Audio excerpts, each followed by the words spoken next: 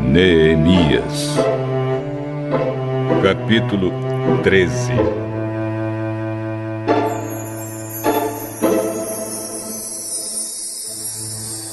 A lei de Moisés estava sendo lida em voz alta para o povo. Então, chegaram ao trecho que diz que nunca seria permitido que nenhum amonita ou moabita se juntasse ao povo de Deus. Isso porque o povo de Amon e o de Moabe não haviam dado comida nem água aos israelitas na sua viagem quando saíram do Egito. Em vez disso, esses dois povos haviam pago a Balaão para amaldiçoar o povo de Israel. Mas o nosso Deus virou a maldição em bênção.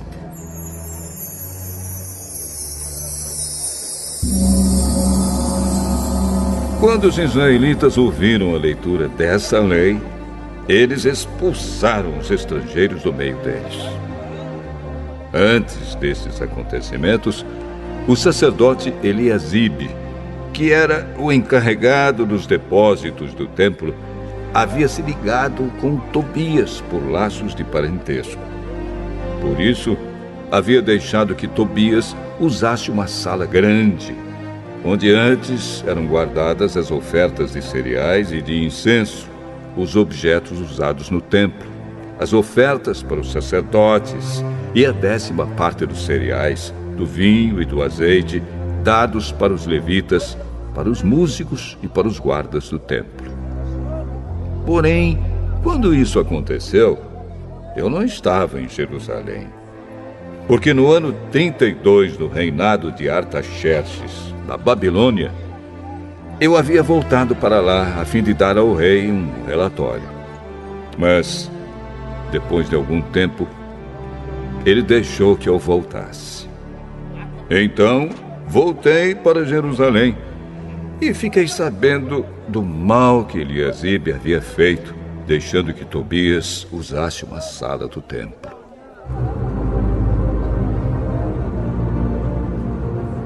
Eu fiquei tão furioso que joguei todos os móveis de Tobias para fora da sala. Depois dei ordem para que a sala fosse purificada e que os objetos do templo, as ofertas de cereais e o incenso fossem colocados ali de novo.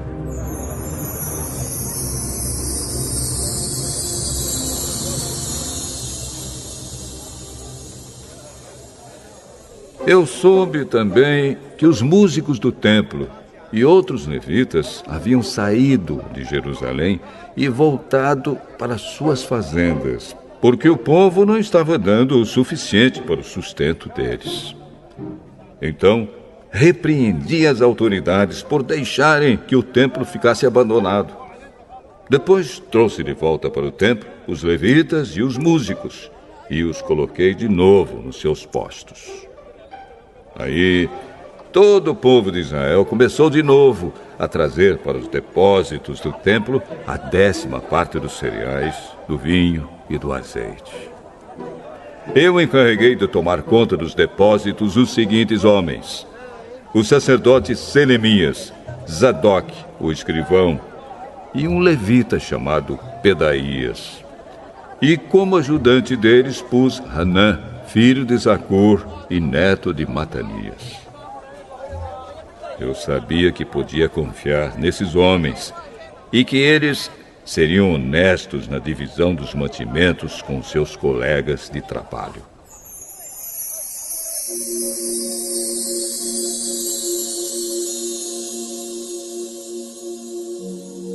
Oh, meu Deus, lembra de todas essas coisas que eu tenho feito pelo teu templo e pelo seu serviço.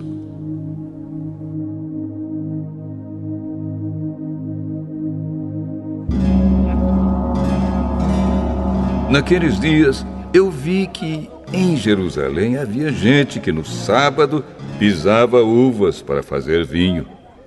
Outros, no sábado, carregavam seus jumentos de cereais, vinho, uvas, figos e outras coisas e levavam para dentro de Jerusalém.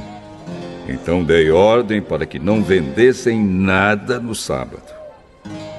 Alguns homens da cidade de Tiro, que moravam em Jerusalém, traziam peixes e todo tipo de mercadorias à cidade para vender ao nosso povo no sábado.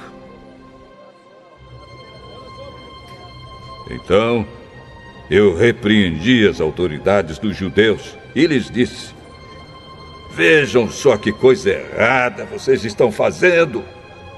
Vocês estão profanando o dia do sábado. Foi por isso mesmo que Deus castigou seus antepassados, deixando que esta cidade fosse destruída. E agora, vocês insistem em profanar o sábado, fazendo que assim Deus fique ainda mais irado com Israel.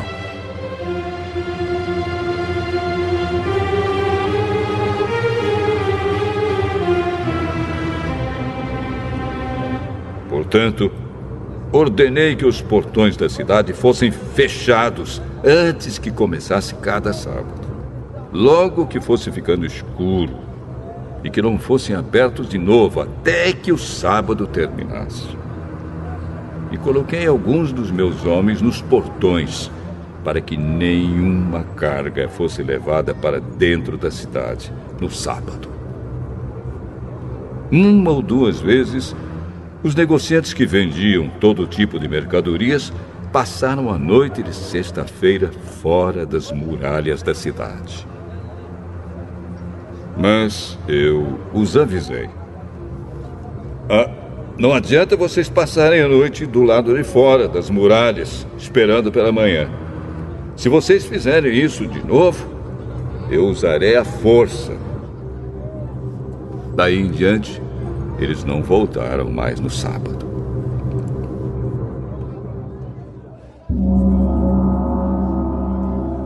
Eu mandei que os levitas se purificassem e fossem guardar os portões para termos a certeza de que o sábado seria conservado santo.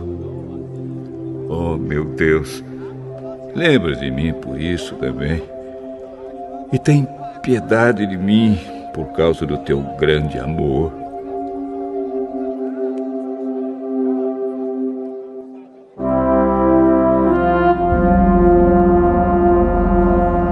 Nessa época, descobri também que muitos judeus haviam casado com mulheres de Asdod, de Amon e de Moabe. Metade dos seus filhos falava a língua de Adod, ou outra língua, e não sabia falar a língua dos judeus. Eu repreendi aqueles homens e os amaldiçoei, bati neles e arranquei os seus cabelos. E exigi em nome de Deus que fizessem a promessa de que nunca mais, nem eles, nem os seus filhos, casariam com estrangeiras. Eu disse a eles: foram mulheres estrangeiras que fizeram o rei Salomão pecar. Ele era mais famoso do que todos os reis das outras nações. Deus o amou e o pôs como rei de todo o povo de Israel. E, no entanto, ele caiu nesse pecado. Será que nós vamos seguir o exemplo dele e desobedecer ao nosso Deus, casando com mulheres estrangeiras? Joiada era filho de Eliasibe, o grande sacerdote. Porém, um dos filhos de Joiada havia casado com uma filha de Sambalate, da cidade de Bet-Horon. Por isso, eu expulsei Joiada de Jerusalém. Oh, meu Deus! Lembra de como essas pessoas mancharam não somente o ofício de sacerdote, como também a aliança que fizeste com os sacerdotes e com os levitas.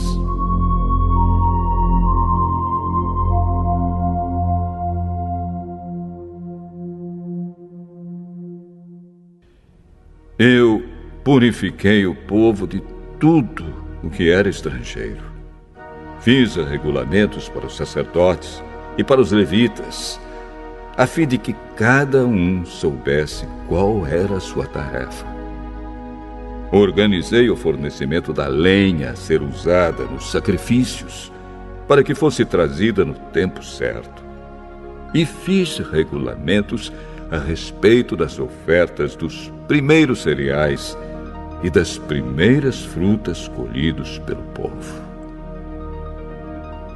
Lembra de tudo isso, ó meu Deus, e me abençoa.